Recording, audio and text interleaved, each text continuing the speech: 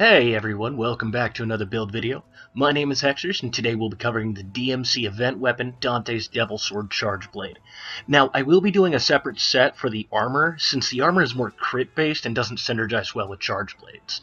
But before we begin, I do want to mention that this will be an endgame build, which will require a significant amount of jewel socketing as well as weapon augmenting.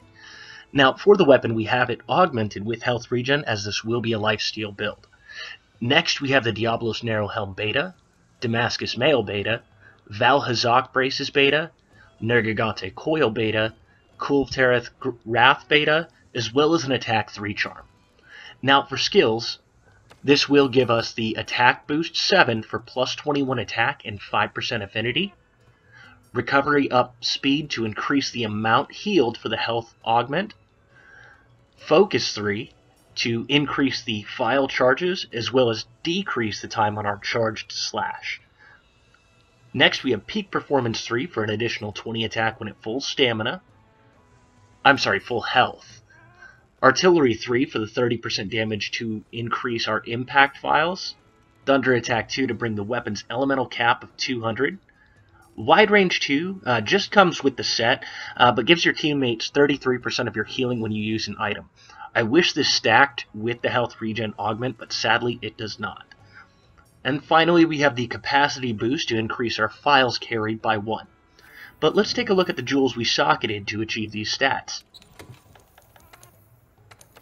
Okay, so we have 2 bolt jewels in the weapon, an attack jewel in the helm, 3 artillery jewels in the chest, 3 medicine jewels in the gloves, a magazine jewel in the coil, a flawless jewel in the legs, as well as a second attack gem in the legs. But let's go ahead and see how this setup performs against Nergigante.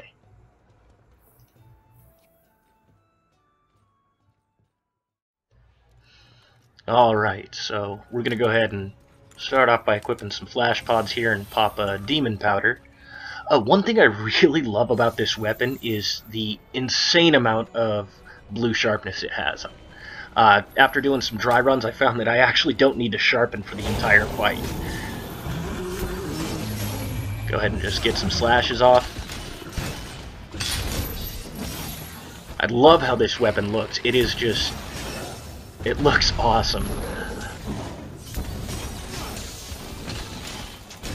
And the sound effects that go with it.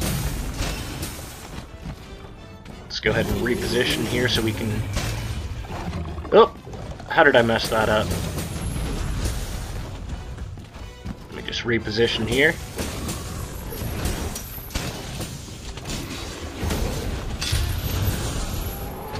Oop, kind of missed that. That's okay.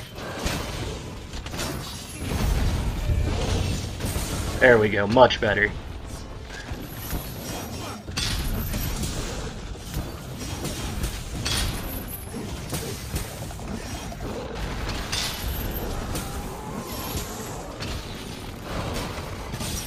Charge up that sword again.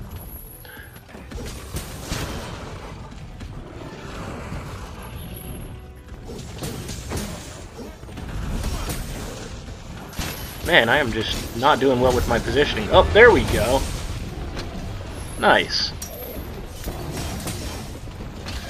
Another thing about this build is when you're at full health, you're getting the equivalent of plus 41 attack. It's really nice.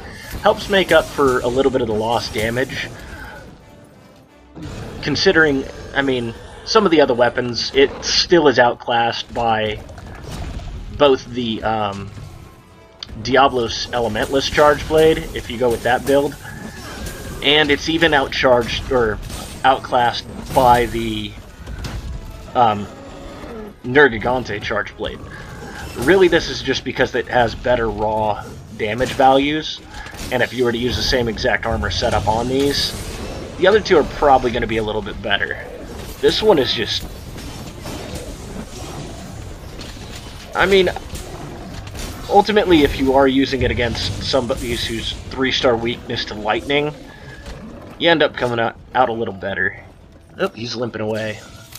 Alright, we'll just chase him up over here.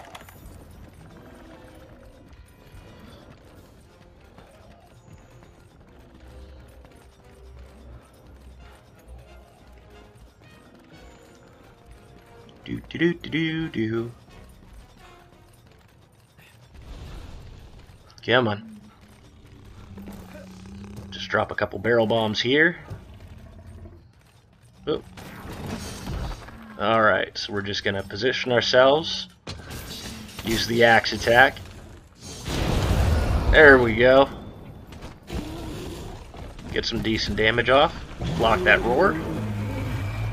I love the way that shield looks. It's just absolutely awesome. Oh. Okay, so he is going over there. Sometimes he decides to do his own thing, but there we go, got the mount. Might as well use this to knock him down since I don't have any